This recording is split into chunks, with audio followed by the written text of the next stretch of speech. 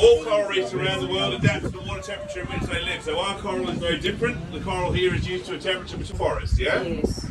Ours has a desert. So we get more sunlight here than most coral reefs around the world. We get about 300 days a year without a cloud in the sky. So what that means is that our little polyps don't have to produce any pigment in order to try and harness the sunlight.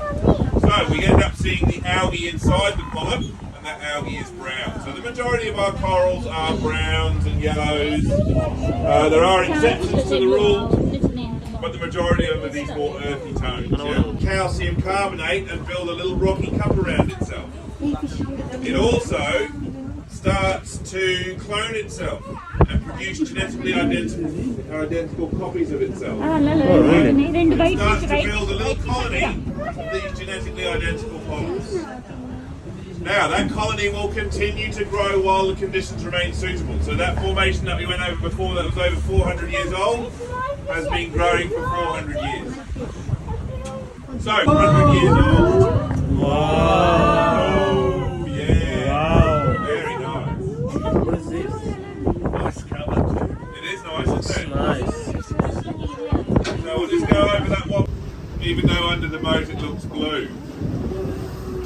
So, we're going to get into the coral talk now. So, I'm going to start with a foam.